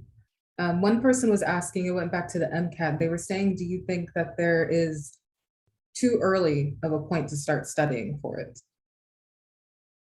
I'll go ahead and just jump on this one real quick because I feel like that was definitely something I wish I did. I felt like I waited too long to start studying for the MCAT. I'd say definitely not too early to start for it, because the sooner you start, the sooner you kind of realize how big the mountain is. You hear about the MCAT and you go, okay, like, yeah, this is a big exam I got to take and stuff. But until you actually do like a practice problem, you don't actually have like the perspective to know what it's actually like. That was one of the things that shocked me the most about the MCAT, was just like the questions are not like your college questions like you're going to see on like your biology test. They're not going to be like what you see on your chemistry test or your physics test or any of these things. Yes, the MCAT covers all these topics, but they find a way to make it harder than the actual classes made it. So if you're going to go into like the MCAT thinking like, oh, I like aced like, chemistry and stuff, like I don't even have to worry about that on the MCAT. It's like No. Like the MCAT is like a completely different beast than anything you've done in college at that point. So I think the sooner you start preparing for it, the better, because it gives you like a gauge to know like, oh, okay, like it's this hard. Like I did this bad on it my first attempt. Like I know I need like 6 months or something, or I know I need like this amount of time. Or you're like, okay, I know I just need to like focus on these areas. So you can kind of like gauge how much time you need to put into it. And you know what I mean? Like, you don't want to like gauge that like a few months before like your cycle and you have to like push it back and stuff. Um, the sooner you prepare, like the better you're gonna just end up doing overall. That's what I think. I will add to that and just say that there are a lot of classes that you need to take before you start studying, because if you haven't taken bio, if you haven't taken chem, you can't study for the MCAT because you don't have the information. So with that, I would say, during your freshman and sophomore year of college, especially, you should be just doing your best in your classes and not, I would say, don't worry about the MCAT, especially in your freshman or sophomore year. Just do the best you can in your classes, do the best you can in absorbing that material, and that in turn will make you more prepared for the MCAT. But I personally don't know that there's any reason to do practice questions that early just because you don't know the information. And I guess you could work on cars, but you don't need to be doing it for like a year. I mean, I think that don't give yourself too little time. Don't like be like, oh, I'm going to do it in 1 month, but and like give yourself more time than less. But you also can't study forever. At some point, you're just going to have to take it. So it depends too if you're studying full-time or if you're studying part-time, because if you're studying full-time, you can't study forever. You really can't. So that's my 2 cents on that, I guess. Yeah, coming from a personal issue, I took my first MCAT without taking biochemistry, and that was kind of so yeah, I would highly recommend taking the classes that relate to the MCAT before you take the MCAT, especially because like it depends on also how you study. I know a lot of people who didn't take biochem before taking the MCAT and they did it fine, but I personally did not take biochem without taking the class in school. So I would honestly just recommend taking all the classes first and then studying for the MCAT. So you just have that background, you're not studying the content as much, and you're just figuring out how to take the test and stuff. I 100% agree with that. I think doing the MCAT without biochem would be insane. Don't do that to yourself. That would be crazy. The MCAT has so much biochem on it. The only class that I didn't take before I took the MCAT was, and this is the only class that I think is okay to not have before the MCAT, is the second half of physics, because most, at least the way my school worked, most of the physics on the MCAT was physics A or whatever. And our second half of physics, it was like just the very first little section that was on the MCAT. And I was able to self-teach that because it was such a small amount of information. And yeah, I mean, physics is high yield on the MCAT, but which is the worst thing in the world. But it was such a small amount of information that was fine. Don't try to do that with like physics A. Don't try to do that with biochem. Don't try to do that with chemistry. Like, it's not worth it. Take the class first.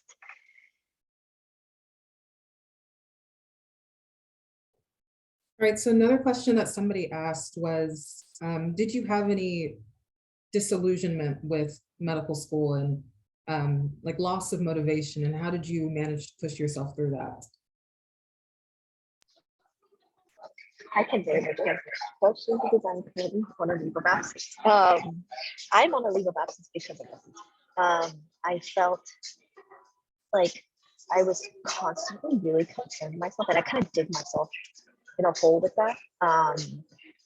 Comparison really is the thief of joy, and I didn't realize I was like taking a leave of absence back in like Houston, different city from my medical school, in my home, where I could just like be myself, and I realized like you're your own person, and by comparing yourself, you kind of put yourself in that sense of disillusionment. So I know that now going back in July, that I will definitely not be doing that as much. But it's also like really hard because like you're surrounded by the best of the best people, the cream of the crop, people who are just so smart, so motivated, so really driven, and I have just never been in that kind of setting before. I'm not saying that like people in undergrad weren't like that, but these people are like so driven. They're always doing like, more research, more volunteer hours, like just more study, better grades.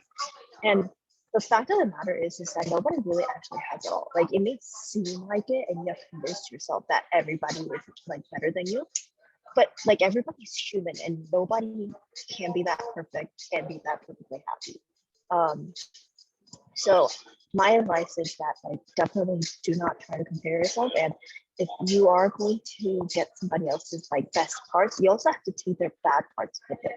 So if you don't want their bad parts with it, then you honestly can't compare yourself to other people, because you just can't take the best parts of everybody. You guys take the bad parts with. So that kind of helps. That kind of helped me stop comparing myself to everybody. It's like I can't just pick and choose which qualities I get from other people. I gotta take everything with it. And so that kind of helps you to tell yourself everybody has their own strengths, everybody has their own weaknesses, and that I heard also helps other people from getting that sort of the same treatment.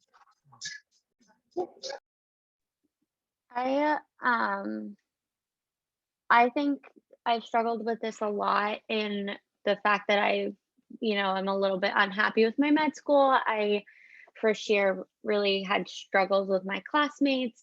It just wasn't a good environment. It's getting better, I guess. It's getting better. But I think that the things that have helped me, like remember why I'm here is to actually do the things that you want to do. So don't just study all the time. Shadow, talk to doctors, do things that remind you why you're on this path. That applies to pre-med as well. Shadow, talk to people, remind yourself why you're putting yourself through this, because sometimes I'll look at my friends and be like, they're making money, they have free time, their weekends are their own. Why am I not doing that? And I have to remind myself, like, it's because I wouldn't be happy anywhere but in medicine. And that's another thing I would say, to like take a look at yourself in pre-med and be like, would I be happy in anything else? Because that's an important thing to know. Because this is a long process, it's an expensive process, it's a difficult process, it's an isolating process. It's also the only thing that would make me happy. It's also amazing. It gives you so much, but you do need to be able to look at yourself in the mirror and be like, this is the only thing that'll make me happy, because with that information, you'll know you're in the right spot. But yeah, my best advice is, if you get down about it, if you start to doubt yourself, just interact with patients. You'll feel better. That's what I've done. And have a life outside, because then you can kind of fall back on that and have friends outside of medical school. I love my medical school friends more than anything, but I also love that I have friends outside of medical school. And I have things that I do outside of medical school, and it makes me happy and it helps. So I can do those things when I'm feeling like sick of medical school. Yeah, and have people you can talk to, have a strong support system, and because it will get hard, it will get stressful, you will want to quit, whatever. It happens, and you just need a support system around you to help you feel better. And start therapy, highly recommend. I just start therapy. Like, you don't have to go every week, just like get someone you trust, talk to a therapist. It's the greatest thing ever. Highly recommend. Pre-meds too, anyone.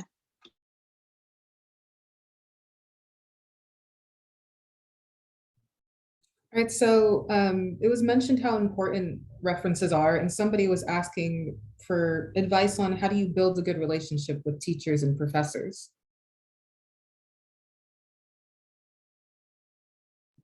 So professors, or Matthew, if you want to go ahead, you can. Oh, no, it's all right, Brandon, go ahead. No, okay, I appreciate it. So professors are kind of an obscure thing, at least for medical school for us.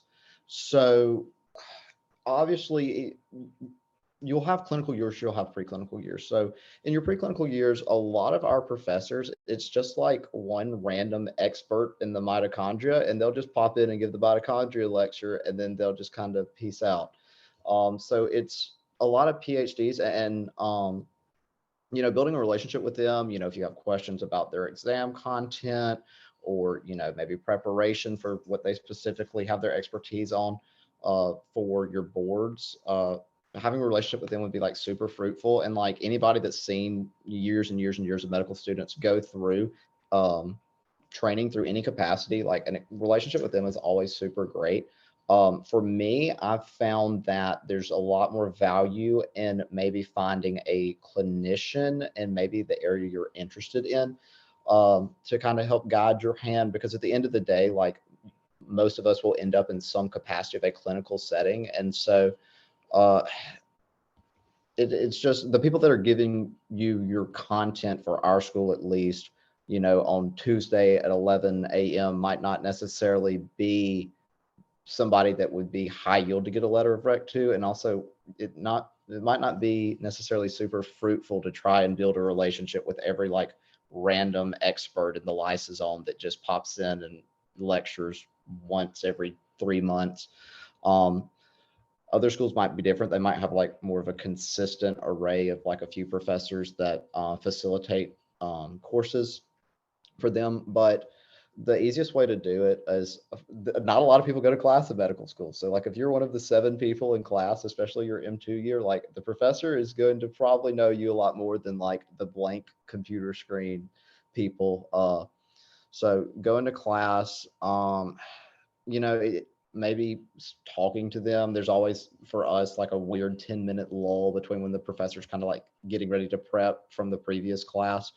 So taking those opportunities to interact with those people. But I would say like your best chance is probably to build connections through your clinical years and with clinicians instead of professors, which is something a little different than undergrad, because a lot of times you have just 1 or 2 professors that facilitate a course for you, and that might be whose lab you work in or who you get a letter of rec from. So it's just kind of a difference in the logistics of who facilitates your educational experience. I think specifically for undergrad, which is probably what you guys are currently worried about, I think office hours are important because no one goes to office hours. So you should go and you should have questions, like come with questions. Don't just be like, hello. But you can also go and say, I really am enjoying this class. I would love to hear more about the research you do. I would love to hear more about your path to becoming a professor. Just find something to connect with them about, make them know your face, and do not ask a professor for a letter of rec just because you got an A in their class. You have to know them personally. Otherwise, it's going to be the other way. They're either going to say no, which honestly, if they do, they're doing you a favor, or they're going to write like a very form letter of rec, and you do not want that. So go to their office hours, ask questions in class, sit in the front, do all the suck-uppy things, do them genuinely, but do them so that you have a relationship, so they can say more than like, oh, she was in my class and she got an A. Okay, so like we see that it's on her transcripts right there. That's fine. You also, they don't have to know your life story. A lot of professors in your undergrad will ask you for your resume in order to write your letter of rec, so that they can write a better one. They might even ask you to write the letter for them. That happens. And then they'll sign it. So, but yeah, my biggest advice is to pick your professors kind of like in the beginning of the class. Be like, oh, this person seems like I would get along with them, or this class is very interesting to me. I wouldn't mind spending time in office hours. I wouldn't mind going the extra mile to get that good letter of rec. And that's what I mentioned earlier with the non-science class, is that's where you might have to work at it a little harder. That's where you might have to say, you know what, this is my last non-science class that I'm taking. I don't have a relationship with any non-science professors, so I'm going to make extra effort, even though it might be kind of painful. I'm going to get to know this English teacher, even though I don't have any interest in English. I'm going to pretend I do. And that's going to be really important. Also, you're going to want letters from mentors in research and things like that. And those might be a little bit more personal, which would be nice. My only, I guess, like tips about building good relationships with the professors is, just show up and be engaged. They want students that care, excited about, what they're teaching. The tip about, going into office hours is great because not many people do that. So that just shows them that you care. I think as professors, they're teaching because they're passionate about this. And if they can see that glimmer of passion in you too, they're definitely going to take a liking to you. So, if you think that they're a good person possibly to write you a letter, then definitely show up, every day and just make a good impression on them. And, they'll see that. All right, so for the final question, somebody was saying that it seems like research is often emphasized as a way to strengthen an application. But for someone who might not be interested in research, do you think, or what are some ways that you might recommend to come out as a strong applicant? Part of my recommendation for that is not going to be what you want to hear. I hate research. I will pretend I like it till the day I die. Everyone thinks I love it. It's part of the process. However, you don't have to like go balls to the wall with it. Like I did a senior research project and I still hate research to this day. You don't have to go that far. I think it's good to dabble. Even if you think you hate research, dabble in different types of research. I recently found out that I really love writing case reports, which counts as research. Now you can't do that as an undergrad really, but like there are different types of research. So if you hate the lab you're in, or if you've hated one lab, it doesn't mean you're gonna hate every lab. You might not love it. Like I hated my first 2 labs, hated it, dreaded it. My last lab, I didn't love research, but I liked the lab. It was nice. My mentor was great. So it made it an enjoyable experience. That being said, not everyone who applies to med school and gets in has research. It is just one of those things that most people, I would say, have, but you don't have to have it. But if you're not going to have it, build something else up to stand out, because you're going to need the extra in something else to make up for not having any research. And that's my personal opinion. Again, everyone is different, but if you have a big gap, which would be no research at all, you're going to need something to stand out. So maybe you're volunteering, you have like this great thing that you did volunteering that really stands out, or maybe you've done a lot of clinical work as an undergrad. I don't know what it is, but just know that a lot of people do have research, but a lot of people do have research. So if you're not going to have it, be aware that you might need to make up for it in other areas. I'm I gonna be 100%, Alexis, you can go. I'm going, sorry. I'm going to be completely honest. I had no research whatsoever for my application. I had no shame about it. I quite frankly I love learning the material. Don't get me wrong, love learning what they're doing, but actually physically being in a lab doing research bores me to death. But Jordan's very much right. A lot of schools do emphasize it. So if that's something where you're kind of definitively like, no, I can't, just keep that in mind when you're looking at schools you might be interested in applying to, because not every school emphasizes research. Mine does not. And I'm very thankful for that, because I was willing to get research if it meant I had a stronger application, but to where I wanted to apply, I didn't necessarily need that as a means to have a stronger application. However, I will say once you get into med school, having research is probably a good idea. Especially depending on what field you are possibly interested in, because a lot of the more competitive fields do want you to be published in many ways, shapes, or forms at some point. And personally, I am growing to like research a lot more. I'm getting ready to look to start a research opportunity this upcoming year, but I'm just going to be honest and say I didn't have any research on my application and I don't feel bad about it at all. You can definitely do it without. That's my point. Yeah. People do it. people definitely do it. You don't have to do research. I do still, but yeah, so just be aware, I guess, is my point.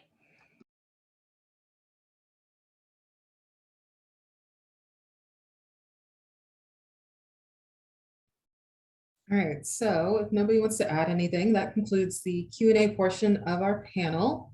And we would, of course, like to say thank you to all of our panelists who have taken time out of their busy schedules to give such valuable insight to our med students today. If you guys want to put your information in the chat, feel free to do so. We'd also like to thank the volunteer team who helped us organize this panel. We hope this was enjoyable and an informative experience for everyone. Thank you all for joining us today. Also a reminder that the recording will be put on the website and our YouTube channel afterwards. Thank you again to everyone and have a wonderful evening.